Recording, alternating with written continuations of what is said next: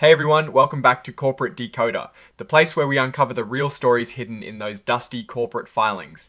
Today, we're diving into Fulton Financial Corporation's latest 8K, and let me tell you, it has got some interesting moves, especially as we wrap up the year and look ahead to the next. Think of this as a peek behind the curtain at a big bank as they make some key personnel changes and set up future arrangements.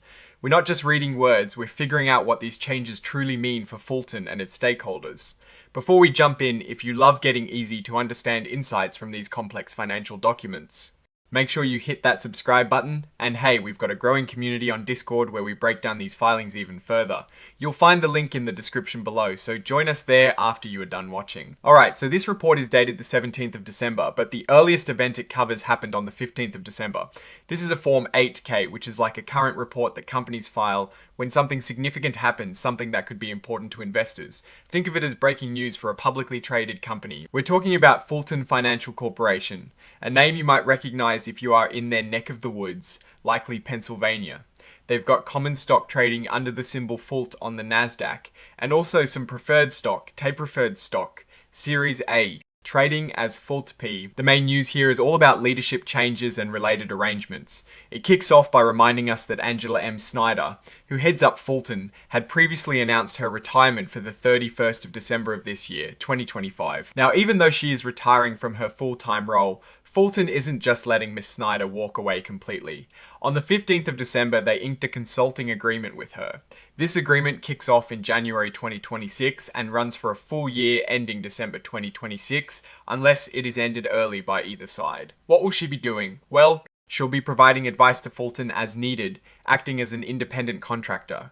For this guidance over the year, Fulton is going to pay her a hefty lump sum of $600,000, expected to be paid around the 1st of January 2026. She'll also get reimbursed for any reasonable expenses she incurs while doing this consulting work. Importantly, she'll still be bound by the confidentiality, non-competition, and non-solicitation rules she agreed to in her original employment contract. On top of that consulting gig, Miss Snyder isn't disappearing from the board scene entirely. After she retires, she'll still be a director for Fulton's main subsidiary, Fulton Bank. As a non-employee director of the bank, she'll receive the standard pay that other non-employee directors get. For 2026, these bank directors who aren't also on the main Fulton board will get an annual cash retainer of $58,500 paid out in quarterly installments. They'll also get an equity award in the form of restricted stock units or RSUs valued at $68,500 as of the grant date. These RSUs typically vest 1 year after they're granted. So while she is stepping down from the top executive role, she is staying involved in a different capacity, and it looks like they're keeping her expertise close. Now, here is the big one for the future of Fulton. On the 16th of December, the boards of directors for both Fulton Financial Corporation and Fulton Bank made a key appointment. Curtis J. Myers, who is currently the chairman and CEO of both entities, will be taking on the role of chairman, Chief Executive Officer and President. This change is effective the 1st of January 2026. So, he is consolidating a lot of power, overseeing all the key leadership positions. The report notes that there were no major new plans, contracts, or arrangements made or changed from Mr. Myers in connection with this appointment. His background and experience are considered covered by a previous filing from April of this year. And for those wondering about potential conflicts, the filing clarifies that Mr. Myers has no family ties to any other directors or top executives at Fulton.